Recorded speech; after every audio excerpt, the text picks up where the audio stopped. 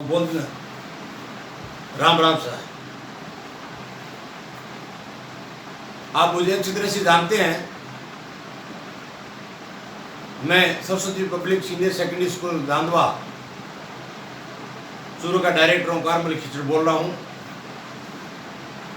सभी दर्शकों को और सभी श्रोताओं को मेरी तरफ से सभी को राम राम सा, और छोटे बच्चे जो विद्यार्थी हैं उनको मेरी शुभकामनाएं। सभी माँ बहनें जितने भी मेरे इस वीडियो को सुन रहे हैं, मेरी तरफ से उनको बहुत बहुत प्रणाम और नमस्कार और आशीर्वाद। आज मैं वीडियो जो डाल रहा हूँ वो मोटिवेशनल वीडियो है, प्रेरणादायक है, शिक्षा जगत के लिए नहीं बल्कि पूरे अपने जीवन के लिए।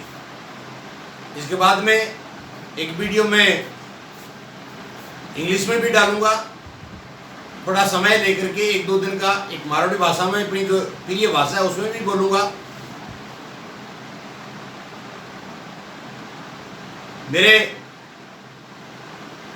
सभी श्रोताओं और दर्शकों, आपको मालूम है कि 12वीं क्लास का मैथ का पेपर बच्चों का हो चुका है और बहुत ही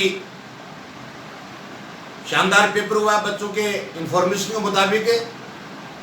हालांकि कुछ 5-4% असर पड़ा है क्योंकि बच्चों की बीच में पढ़ाई बाधित हो गई थी, लेकिन चिंता का विषय नहीं है। और बहुत ही शानदार तरीके से गवर्नमेंट ऑफ राजस्थान ने सभी जो प्रिंसिपल हैं, केंद्राधीश हैं, अध्यापक हैं, लेक्चर्स हैं, सभी ने अपने तत्परता से बच्चों का सोशल डिस्टेंसिंग, सैनिटाइज का, मास्क का पालन करते हुए अपनी परीक्षा संपादित करवाई बच्चों की, और बच्चों ने अपनी तहे दिल से अपनी परीक्षा दी। उसके लिए आपको पूर्व को सभी को मेरी तरफ से ढेर सारी बधाई। बच्चों, 22 तारीख से आपका 12वीं कक्षा के बच्चों का आर्ट्स का सब्जेक्ट का परीक्षा शुरू है और 29 जून और 30 जून को 10वीं कक्षा के सोशल साइंस, सामाजिक विज्ञान और मैथ का पेपर है। उसके लिए एडवांस से मेरी तरफ से आप सभी बच्चों को बधाई। बच्चों, अब से फिर भी आपके पास समय है, अपना पढ़ना शुरू कर दें। इम्पोर्टेंट टॉपिक है उनको देखें, और उसके बाद में जब परीक्षा कक्ष में जाते हो तो किसी प्रकार का क्वेश्चन को छोड़ना नहीं है, बहुत ही ध्यानपूर्वक करना है। ये आपकी ज़िंदगी का सवाल है, बार बार नहीं पढ़ा जाता। मैं आपको कुछ चंद बातें बताना चाहता हूँ, उस पर गौर तलब करें। आपको मालूम है कई दिनों से, कई महीनों से पीछे कोरोना वायरस कोविड-19 चल रहा है। हिंदुस्तान उसका डट करके मुकाबला कर रहा है और सभी चीज़ें, एग्ज़ाम है, ऑफिसेस हैं, ट्रांसपोर्टेशन है, सभी के अंदर लोग अपना हलचल शुरू कर दी है। मैं एक संदेश कोरोना वायरस के बारे में देना चाहता हूँ कि जो मृत्यु दर है बहुत कम है, इसलिए हमें आवश्यकता नहीं है घबराने की। मेरे बच्चों, आपको पूरा ये ध्यान रखना है, जब भी राजस्थान सरकार ये कहे कि आपको विद्यालय खोलना है, उस समय आपको मास्क का प्रयोग करना, जैसे आपको सैनिटाइज करना या आपका सोशल डिस्टेंसिंग का पालन करना इत्यादि हर चीज़ों का ध्यान में रखते हुए विद्यालय में आपको ऑर्डर मिलता है, इंस्ट्रक्शन गाइडलाइन मिलती है, उसके मुताबिक आना है। स्कूलें भी, प्राइवेट स्कूल है, सरकारी स्कूल है, सभी अपना इसका पूरा उत्तर रखेंगे। गाइडलाइन सरकार की जो मिलेगी उसके मुताबिक चलेंगे। अब ये मान करके चलते हैं कि कोविड-19 के साथ हमें जीना पड़ेगा और हम डरने वाले नहीं हैं। चाहे किसी भी प्रकार की महामारी आए या किसी प्रकार का संकट आए भारत के ऊपर, क्योंकि भारत के अंदर युवा जो लोग हैं वो बहुत ज़्यादा हैं, उनके जोश और जोशीले हैं, इसलिए हमें किसी चीज़ की घबराने की आवश्यकता नहीं है। जैसे मैं ये मानता हूँ कि कोविड-19 को आपको इस तरह से लेना चाहिए कि किसी इंसान के जुकाम हो जाती है और 10 दिन के बाद में या 8 दिन के बाद में या 10 दिन के बाद में 5 दिन के बाद में उसकी जुकाम ठीक हो जाती है और वो ठीक हो जाता है, अपना मेन जो स्ट्रीमलाइन होती है अपनी जीवन की धारा उसमें वो वापस आ जाता है। तो ये कोविड-19 उस तरह से अपने को लेना पड़ेगा, इसमें कोई दोहरा नहीं है। ये मान करके चलो कि जुकाम है और हम 15 दिन या 14 दिन या 18 दिन या 7 दिन या 5 दिन जैसे जुकाम अपने पर असर रखती है अपना, उसी तरह से कोविड-19 को उस तरह से अपने को व्यवहार करना पड़ेगा इसके साथ, लेकिन रहना पड़ेगा सतर्क इसके लिए। मैं आपको ये निवेदन मान लो कि जब भी स्कूल खुलेंगी, सरस्वती स्कूल का अभी भी Saraswati public senior secondary school Jandwa का अभी एडमिशन है वो ओपन है, आप फ़ोन के ऊपर भी अपना एडमिशन करवा सकते हो। वैसे स्कूल खुलने की उस समय भी करा सकते हो, कोई बड़ी वाली बात नहीं है। मैंने पूर्व के वीडियो में कहा था कि मैं आपके जैसे मेरे विद्यालय के पूर्व छात्र हैं, अभिभावक हैं, मेरे से जुड़े हुए हैं, हम कोविड-19 की वजह से आपके पास नहीं आ सकते, इसका आपको किसी प्रकार की फीलिंग नहीं होनी चाहिए। हालांकि मैंने फ़ोन पर बहुत सारे लोगों से बात की हैं, वो एकदम अपने प्रतिज्ञा पर अटल हैं, तो हम भी अपनी प्रतिज्ञा पर अटल हैं। सरस्वती पब्लिक स्कूल को ओंकारमल कीचड़ कभी भी हिलने नहीं देगा, चाहे कितना भी तूफान, कितना भी महामारी या कितना भी मेरे संकट सामने आ जाए, मैं डट करके शेर की तरह मुकाबला करता रहूँगा। मैं माँ सरस्वती का उपासक हूँ। मैंने बार बार आपको इस बात के लिए निवेदन किया है, कहा भी है, ये शेर वो दिल है ओंकारमल के हृदय के अंदर कि कभी भी घायल होने वाला शेर नहीं है, क्योंकि मैंने समस्याओं को अपना एक गेम समझ रखा है। समस्या को मैंने अपनी जिंदगी के अंदर इस तरह से खेलता हूँ समस्या के साथ, जिस तरह से एक हिरण का बच्चा छोटा सा भाग नहीं सकता और शेर उसके साथ खिलवाड़ करता है। उसको पता है कि ये मेरे को पता है ये मेरे से शिकार है, मेरी शिकार दूर नहीं जा सकती। इसी तरह से मैं इस बात को मानता हूँ कि दुख की घड़ियाँ और मुसीबतें और तूफान और महामारी और संकट ये आते रहेंगे, और मैं 1978 से ये चीज़ें झेलता आ रहा हूँ और मैं इसकी कोई भी परवाह नहीं की है। प्रिय अभिभावकों, दोस्तों, मेरे से ये आपको सबक लेना चाहिए कि ओंकारमल के माफिक कितनी आपकी ज़िंदगी में संकट आ जाए, उन संकटों को आपको इस तरह से बरतना है, इस तरह से उनके साथ व्यवहार करना है कि बिल्कुल जिस तरह से आपको ये सोचना चाहिए कि ये खेल है मेरे लिए ज़िंदगी का और इस खेल को मुझे खेलना है इसके साथ, उस खेल से मुझे इस दुख रूपी जो खेल है इससे मुझे जीत हासिल करनी है, विक्ट्री प्राप्त करनी है। मैं आपको पहले भी मैंने ज़िंदगी के अंदर किसी चीज़ का मोहताज नहीं हुआ, ना मैं किसी चीज़ से घबराता हूँ। मैं हमेशा अपने हृदय के अंदर एक मजबूत एक आत्मा को बैठा रखा है जो कभी आत्मा को मैं दुखी नहीं होने देता। दोस्तों, मैं देश के भारत के बारे में 2-3 बातें बताऊंगा, बच्चों को भी बताऊंगा। पहला टॉपिक मैंने जो कोरोना वायरस के बारे में बताया है, we should not afraid of the corona 19, we are very strong, we are very brave and we will give the example of the bravery. Next मेरा आपके लिए उदाहरण है, जो मनुष्य जब संकट समस्याओं से जूझता है तो उसके दिमाग के अंदर 2 चीज पैदा होती है। मेरे इस वीडियो को ध्यान से सुनना मेरे प्रिय दर्शकों और श्रोतागणों और प्यारे बच्चों। मनुष्य जब समस्या में जूझता है तो 2 प्रकार की क्रिएशन दिमाग में आती है, चिंतन आता है उसके दिमाग के अंदर, सोच शुरू हो जाता है। एक नेगेटिव आता है, एक पॉजिटिव शुरू हो जाता है, यानी नकारात्मक और सकारात्मक सोच अपना घर बढ़ाना शुरू कर देती है। जब नेगेटिव सोच आती है तो उसके साथ नकारात्मक सोच के साथ एक चिता की तैयारी शुरू होती है, और दूसरी तरफ चिंतन शुरू होता है। चिता की शाखा वहीं खत्म हो जाती है। जो आदमी बहादुर नहीं होता है, जो आदमी साहसी नहीं होता है, जो मेहनत करने वाला नहीं है, जो मेहनत और साहस के ऊपर विश्वास नहीं करता है, जो भगवान पर विश्वास नहीं करता है, सकारात्मक सोच नहीं रखता है, उस इंसान की जो चिता है वहीं तक उसकी शाखा रहती है, उसके बाद में वो खत्म हो जाती है वहां, वो एक उसके लिए प्रलय आ जाता है।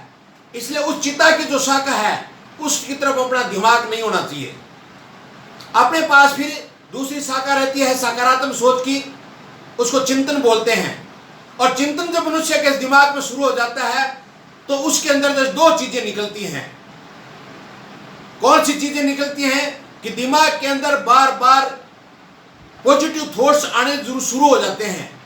और जब पॉजिटिव थॉट्स क्रिएट होते हैं दिमाग के अंदर तो मन से अपनी आत्मा के अंदर और पॉजिटिव थॉट से उसके अंदर यह कह सकते हो कि इंजेक्शन लगने शुरू हो जाते हैं और पॉजिटिव आत्मा के अंदर सोच जाने शुरू हो जाते हैं। तो आत्मा होती है वो बहुत मजबूत हो जाती है, यानी वो आत्मा अपने आप को इतनी बहादुर, अपनी साहस और इतनी ताकत महसूस करती है कि अब मेरे सामने कोई ऐसी समस्या है ही नहीं है। चिंतन से जो आदमी दिमाग के अंदर नई चिंतन शुरू करता है तो उससे अंकुरित होते हैं, नया संचारित होता है, अंकुरित होता है, एक नई क्रिएशन पैदा हो जाते हैं दिमाग के अंदर। और जब नई क्रिएशन पैदा होती है तो उससे एक ऐसा सोच निकलता है जो आदमी अपनी चिंता होती है या मुसीबतें होती हैं उनसे बाहर निकल जाता है। जब उससे बाहर निकल जाता है तो उसके पास से जितने भी थॉट्स बाहर से आते हैं उनको वो पॉजिटिव थॉट्स को अपने पास ग्रहण कर लेता है दिमाग के अंदर, और दिमाग से उसकी सोल यानी आत्मा में चली जाती है। और आत्मा जब मजबूत होती है मनुष्य की तो वह कभी जिंदगी में मार नहीं खाता। और एक तरफ जो नेगेटिव थॉट्स क्रिएशन शुरू हो जाता है तो उसके दिमाग में बार बार क्रिएशन यानी नेगेटिव थॉट्स आते हैं तो दिमाग भी नेगेटिव हो जाता है और आत्मा तिलमिलाने शुरू हो जाती है। और आत्मा कहती है उसको कि अब तुम इस चीजें जो मेरे को भोजन दे रहा है नेगेटिव का वो मेरे लिए बढ़िया नहीं है, तुम इसको बंद करो। अपने दिमाग के अंदर जो पाइपलाइन लगा रखी है नेगेटिव थॉट्स की उसको खत्म करो और तुम्हारे पास जो थॉट्स हैं, जो नई क्रिएशन है, आपके पास नई क्रिएशन में जो पॉजिटिव थॉट्स है उसको मेरे पास भेजो। और वो जो सोल के पास जाती है तो सोल बहादुरता महसूस करती है, ताकत महसूस करती है, स्ट्रेंथ महसूस करती है, यानी उसके अंदर ब्रेविटी आ जाती है। और जब आदमी ब्रेविटी आती है तो उसके अंदर आदमी के दिमाग के अंदर जो चीजें हैं वो आत्मा से प्रवेश करते ही और आदमी खड़ा हो उठता है और मेहनत और बहादुरी का काम करना शुरू कर देता है। जब ये आदमी एनकरेजमेंट हो जाता है उस चीज से, पॉजिटिव थॉट से, तो आप जैसे सोचते हो कि छोटे बच्चों को जितना दूध पिलाते हो उतना ही वो मोटा और ताकतवर होता है। इसी तरह से दिमाग को आपको पॉजिटिव थॉट से मजबूत करना पड़ेगा। और जो दिमाग आपका, माइंड आपका पॉजिटिव थॉट्स में चला जाता है तो आपकी आत्मा बड़ी खुश होती है। और आत्मा जब खुश होती है तो वातावरण का, आसपास का जो वातावरण है वो आपका पॉजिटिव थॉट्स में क्रिएट हो जाता है। और नेगेटिव थॉट्स आती है उसकी तरफ वो उसको नजदीक आने नहीं देती। जैसे WBC और RBC होता है शरीर के अंदर, RBC और WBC होता है, वैसे ही आदमी के दिमाग के अंदर पॉजिटिव और नेगेटिव थॉट्स होते हैं। जब हमारे पास पॉजिटिव थॉट्स होते हैं दिमाग के अंदर तो हमारी आत्मा बहुत मजबूत हो जाती है और बड़े तूफान का भी हम सामना करने के लिए तैयार हैं। ये मैंने एक आपकी कितनी भी आप असफलता प्राप्त कर लो, आप अपनी मेहनत करते रहो, एक दिन ऐसा आएगा कि उस दिन आपको सफलता की मंजिल हाथ होगी। मनुष्य असफल कब होता है? जब सफलता के मंजिल पर चला जाता है और उस समय उसके सामने एक तूफान खड़ा होता है और उस तूफान को मनुष्य क्या समझता है मालूम है आपको कि अब तो बर्बाद हो गए। और उस समय आदमी की ये सोच लो कि बहुत बड़ी उसके सामने एक विपदा आपदा खड़ी हो जाती है। और उस समय आदमी अगर सचेत हो जाता है कि मुझे ये छोटी मोटी चीज़ों से डर नहीं लगता है तो वो पॉजिटिव थॉट्स में आ जाता है और उसके बाद वो आदमी बहुत ताकतवर हो जाता है।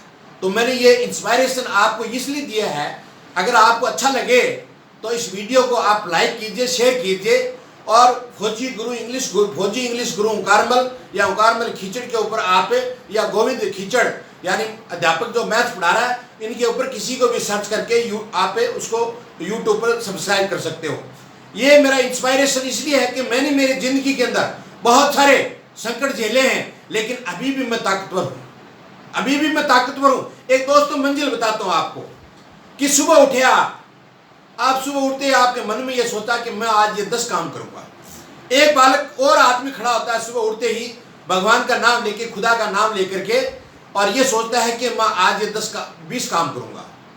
जो एक आदमी 10 कामों के बारे में सोचता है और एक आदमी 20 कामों के बारे में सोचता है, जो आदमी 10 ही काम सोचे थे उसमें से उसके 5 काम है वो पूरे हो गए, 50% उसने अपनी परसेंटेज है वो अक्वायर की है। और जो 20% सोचा था उसके भी 5 काम है, नहीं 5 उसके नंबर आ गए और 5 उसके नंबर आए, लेकिन उसके 20 वाली जो आशाएं उसने ज़्यादा सोची थी वो निराश हो गया, क्योंकि उसको 5% पड़ी और 15% उसके बाकी पड़ी है। इसका मतलब भले यानी उसको 40-25% ही आशाएं मिली उसकी पूरी हुई हैं, और उस बालक की 50%, इसका मतलब 50% एक आदमी को मिली और दूसरे आदमी को 50% उसकी काम पूरा हुआ। इसलिए निराश कौन होगा? जो आदमी ज़्यादा सोचता है, बहुत ज़्यादा सोचना शुरू कर देता है और उसके काम कम होते हैं। आशाएं बहुत रखता है कि मेरे 20 मेरे काम पूरे होने चाहिए आज दिन भर के अंदर, उसके काम होते हैं 5।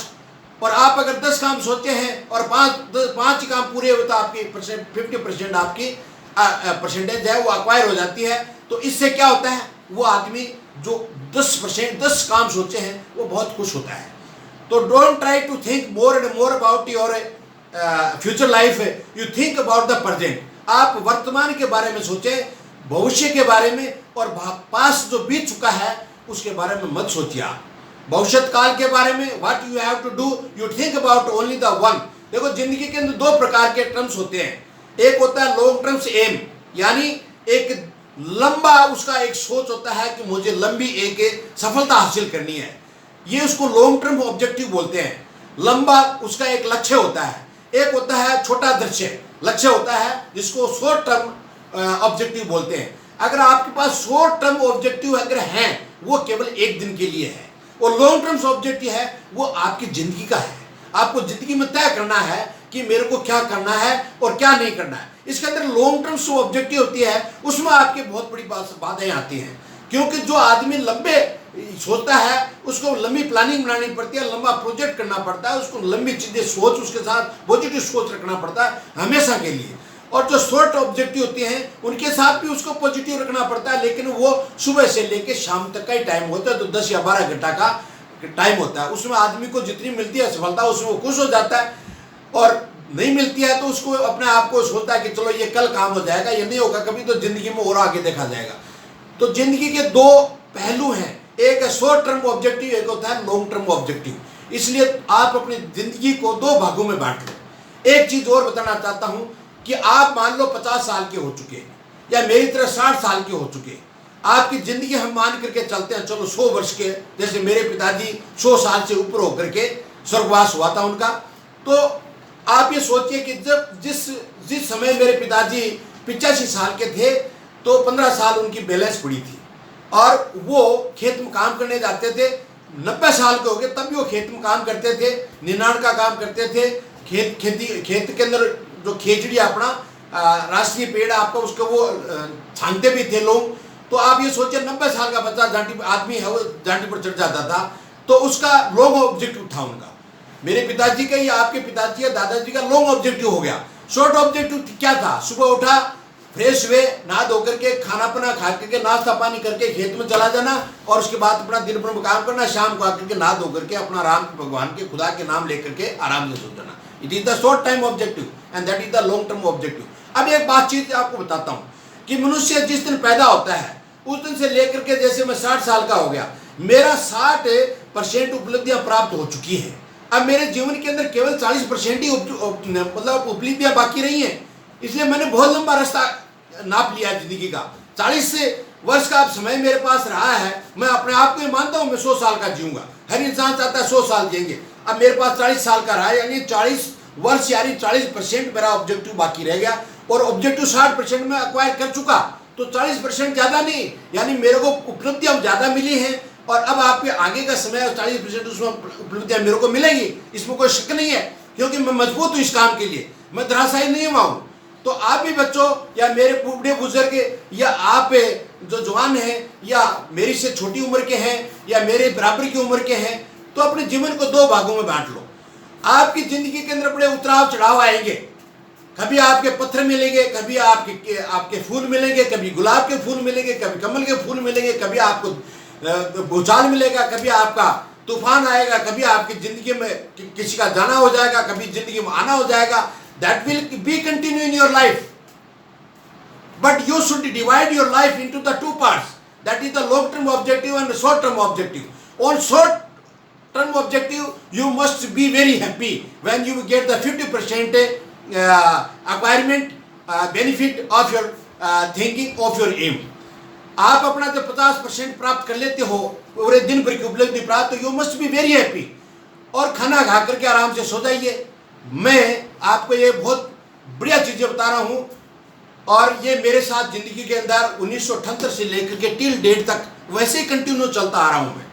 और मैं जैसे आपको बताया कि दुख को मैं खिलौना मानता हूँ. हाँ, मानता हूँ एक बार आपको जब आपके सामने बहुत बड़ी आपदा आती है, विपदा आती है, समस्या आती है, आपकी आत्मा है वो गिड़गिड़ाने लग जाती है, आपकी आत्मा है वो रोने लग जाती है, आपकी आत्मा कहती है मैं कहीं और कुछ करने क्या करूँ. लेकिन नहीं प्यारे दोस्तों, आपका माइंड है वो हमेशा सेट रहना चाहिए. किस चीज के ऊपर? Only on positive. आपके घर में अगर चोरी भी होगी है, आपको किसी ने गाली भी दी है, आपको किसी ने थप्पड़ भी मारा होगा, you don't think about negative that about the people, but you think about positive.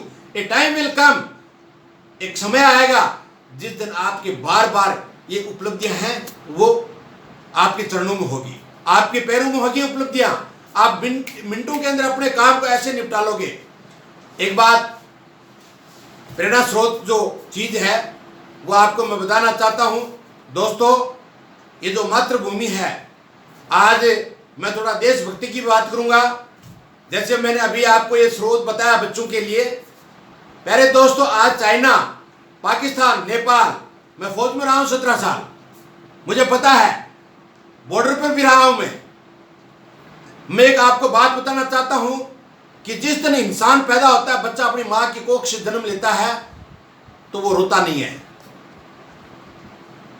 रोता है और कई रोते नहीं बच्चे. जब वो बच्चा नहीं रोता है तो उसके डॉक्टर पिछवाड़े पर थप्पड़ मार करके उसको उठाता है कि उठ प्यारे बालक, तुम तो उठ, तेरा दूसरी जगह स्थान ग्रहण कर तू अपना. यानी तू डिपार्चर हो गया है. जिस घर में तू बैठा था उस घर से निकल करके तू दूसरे घर में आ चुका है. That the world in which you are living, you have left the world. तुम जिस संसार में रहते थे उस संसार को तुम छोड़ करके दूसरे संसार में चले गए. अपनी माँ के कोख से तुम बाहर आ गया है.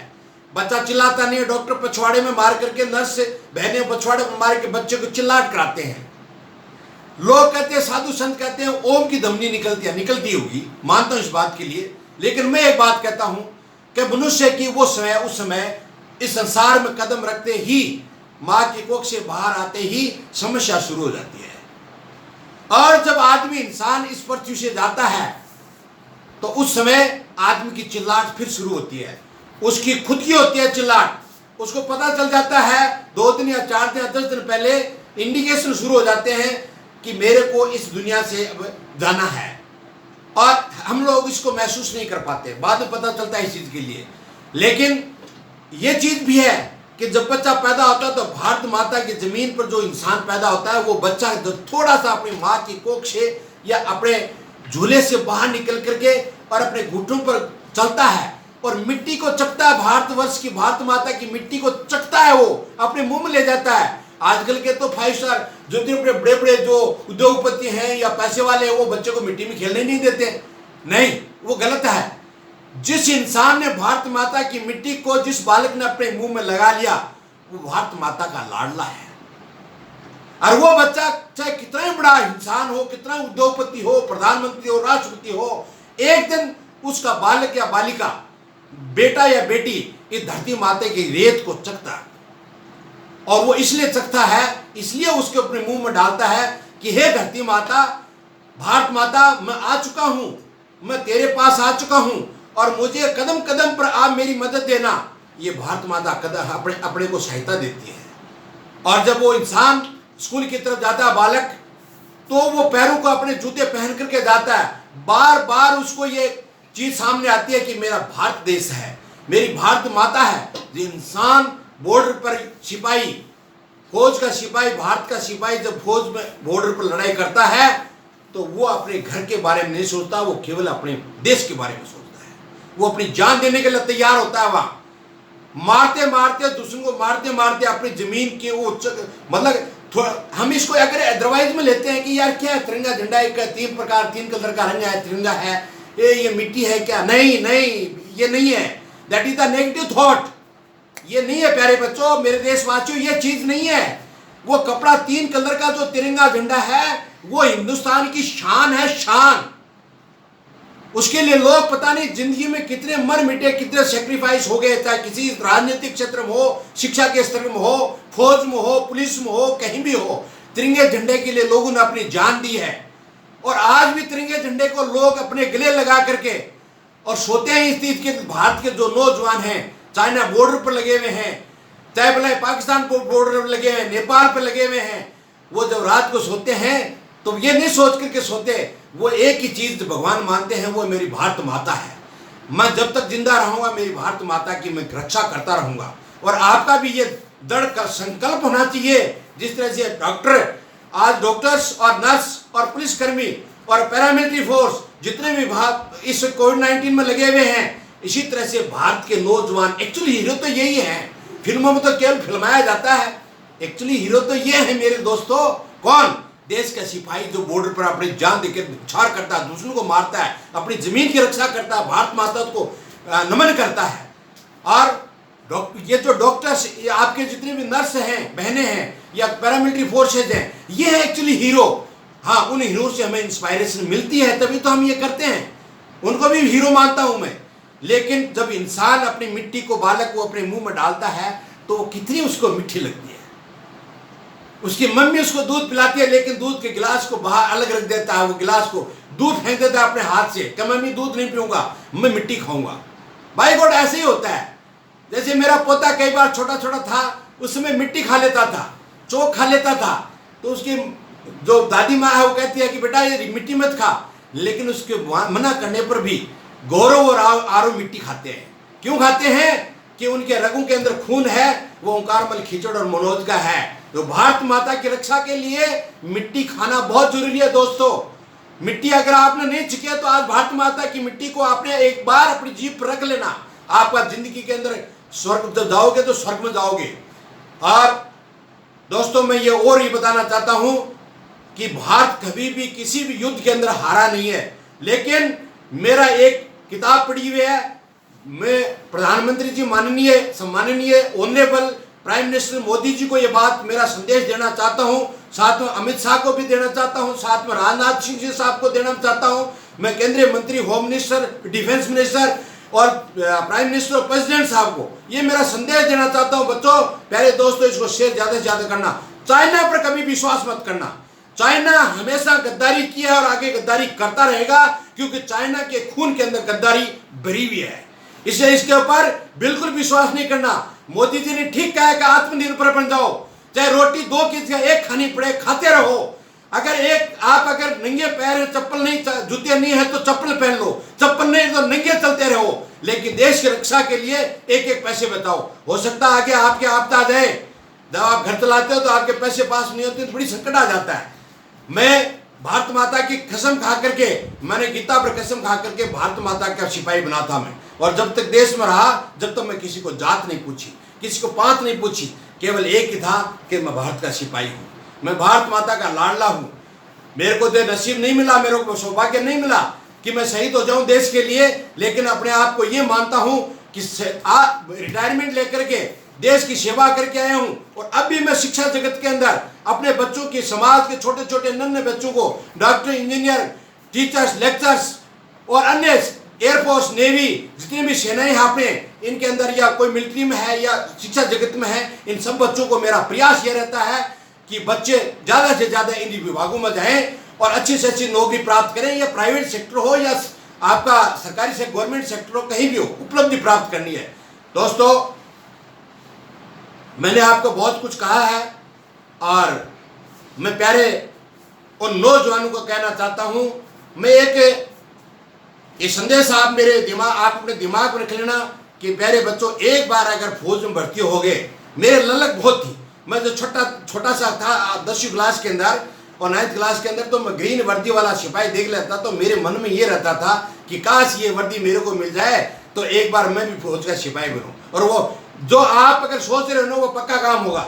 मन में अगर सोचिए पॉजिटिव थॉट्स है आपका तो ऊपर वाली खुदा भी मेहरबान हो जाती है आपके ऊपर। तो मेरे को भगवान ने फौज में भर्ती कर दिया, बड़ा खुश होता था। मैं ड्रेस को इतनी शानदार सजा के रखता था और इस तरह से मैं बेस्ट एम्बर भी रहा हूँ, बेस्ट सोल्जर भी रहा हूँ और मेरे को कमेंडेशन कार्ड भी मिला हुआ है। और क्योंकि आदमी के अंदर दोस्त और जज्बा होना बहुत जरूरी है, ये अगर खत्म हो जाता है तो कुछ नहीं रहता। दोस्तों, प्रिय मित्रों, अब अपने ये सोच लेना है कि भारत देश वो नहीं है पहले जो 1962-65 का देश है, वो देश नहीं है। देश है वो बहुत आगे बढ़ चुका है। मेरा एक मोदी जी से और डिफेंस मिनिस्टर से उनसे मेरा निवेदन है कि कल या परसों मैंने टेलीविजन पर देखा था कि चाइना की फौज है वो पद सेना है, पैदल चलने वाली सेना है जिसको हम इंडियन आर्मी कहते हैं। उसके अंदर 20 लाख आदमी से ऊपर बताए गए सिपाही और अफसर्स और जेसीओस और अपनी 14.5 लाख करीब लगभग बताई गई है। आज हिंदुस्तान के अंदर 135 करोड़ जनसंख्या है। प्रधानमंत्री जी, मेरा आपसे करवत निवेदन है कि ये एक पूर्ति आप कीजिए। भारत के अंदर नौजवान बहुत हैं, थोड़ा बहुत आपके अगर मान लो कि वजन 1 किलो कम हो गया या आपका सीना एक इंच कम है, उन चीजों को आप नजरअंदाज करके और भारत के नौजवानों को जो ताकतवर हैं उनको भर्ती कीजिए और विश्व के अंदर एक नाम ये कमाइए कि हिंदुस्तान की सेना के अंदर 25 लाख सिपाही हैं। एक तो कम से कम एम हासिल कर लेना, कर लो साहब, ये हमारी तनख्वाह ले लेना, हमारी पेंशन काट लो अगर ज्यादा कम बढ़ रही है तो कोई दिक्कत नहीं है।